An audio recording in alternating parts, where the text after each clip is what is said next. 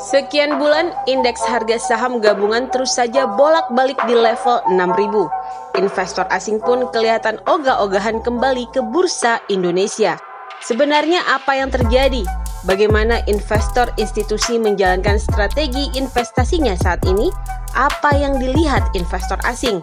Berikut analisis Demetrius Ari Pitoyo, Chief Investment Officer Eastspring Investment Indonesia.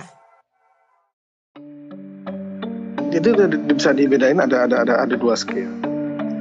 Scale yang pertama itu dari 6.300 ya, itu ke level 6.000-an itu karena memang mereka pilih market lain lah gitu, karena market lain lebih menarik kayak US, India gitu ya. Itu ada dua stage. Jadi stage yang terakhir ini sebelum lebaran itu adalah stage orang yang khawatir COVID ini kena Indonesia. Makanya kalau dihitung tuh menarik. Sekarang 2 minggu, 3 minggu setelah lebaran ya, mereka berbalik. Nah kalau yang 6.300 ke 6.000 ini, ya aku bilang ada tantangan-tantangan yang harus dijawab dulu sebelum indeks ini balik tapi sustainable untuk ke arah atas lah. Aku bisa katakan demikian. Yang pertama tentu saja adalah pertumbuhan laba. Kalau dilihat tahun ini aja, lembaga-lembaga internasional tuh downgrade terus loh pertumbuhan ekonomi kita. Bahkan pemerintah pun nge-downgrade terus kan, mulai dari 5,2, 5, 4,8, sekarang tuh sekitar 4,5an average-nya lah gitu. Jadi orang tuh nge-downgrade terus. Kalau kita jadi investor kan kita khawatir, unless kemudian ada upgrade gitu, karena kita kan terus downgrade tuh sampai berapa gitu. Jadi perlu ada data-data atau laporan GDP. Kan ini ya tahun ini ada yang 7, ada yang 8, whatever itu. Perlu ada semacam comfortability bahwa downgrade ini prosesnya berhenti dan menuju ke arah upgrade. Karena angka 4,8 ini mungkin pemerintah kita, para pemegang kebijakan bilang ya tapi kan dulu kita nggak jatuh-jatuh amat. Betul, dari dulu kita nggak jatuh-jatuh amat. Jadi sekarang kalau balik ya juga nggak sebalik sekencang misalnya kayak India gitu. Ya betul, tetapi orang kan melihatnya forward looking gitu. Nah Indonesia ini kan aneh, GDP-nya sekarang 4,5, inflasinya terakhir 1,8 year on year, mungkin tahun ini 2. 4,5 tambah 2 berapa? 6,5. Itu lebih rendah dari 10 year yield. 10 year yield kita berapa? 6,7. Itu jadi gampangnya begini, pemerintah utang itu pemerintah pakai bunganya di 6,5an. Berarti dia bayar kan tiap tahun tuh 6,5. Utang itu buat apa sih? Utang itu kan buat untuk membiayai pertumbuhan ekonomi, betul kan? Nah sekarang kalau pertumbuhan ekonominya 4,8 lah, anggap aja 4,8, tambah inflasi 2 misalnya, ya 6,8. Utangnya 6,5, 6,6 hanya bisa meningkatkan pertumbuhan GDP nominal 6,8. Jadi artinya segala kenaikan GDP itu cuma buat bayar bunga. Nah kalau seperti itu, kapan pertumbuhannya?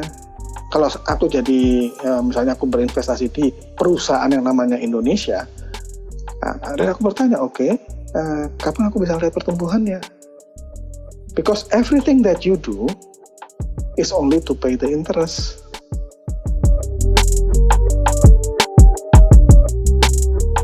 Karena kita bisa melihat dari pertumbuhan GDP nominal itu equal to dengan yield obligasi, maka kita melihat yield obligasi ini secara risk return memberikan yang terbaik. Karena ini utang pemerintah gitu, jadi risiko-risiko pemerintah. Ini satu contoh yang lucu ya. Anda pegang obligasi pemerintah, pajaknya 10%. Anda taruh uang di deposito, pajaknya 20%, bunganya cuma 2,4. Apalagi ada risiko kenaik. Orang mendingan pilih government bond lah. Ada bukti kepemilikan government bond. Jadi it's so clear for us bahwa government bond itu is yang paling atraktif.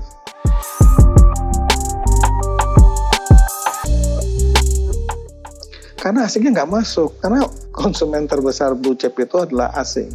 So kalau asingnya nggak nongol di situ, ya udahlah, until mereka kembali, unlikely to see them on a sustainable upward path gitu loh. Itu susah. We need them to come back. Harapannya mudah-mudahan IPO kakap seperti Kutu ini bisa membantu orang masuk ke Indonesia dan mulai menengok yang lain. Kalau kamu jadi investor asing gitu ya di Hong Kong gitu, kamu ada market Cina yang gede dan pilihannya banyak, ada market India yang gede juga, even Vietnam aja tuh beberapa company-nya juga market cap-nya jauh lebih gede daripada market cap Indonesia. Jadi investors di Hong Kong gitu. Terus kamu lihat ke Indonesia. Terus market cap-nya ya segitu-gitu juga. Terus mungkin yang bisa kamu beli cuma 3 atau 4 nama. Do you even bother to look Indonesia gitu? Mikir, ini 3, ini satu negara sendiri lagi. Udahlah, saya nggak perlu mikirin politik lagi. Di Indonesia kan beli saham sama lihat politiknya. Saya cuma ngeliat politiknya cuma gara-gara 3-4 nama ngapain gitu. Nah mungkin nanti kalau ada Goto, ada nama-nama yang menarik, paling nggak ada rencengan namanya lebih banyak gitu, sehingga bisa lebih dilihat.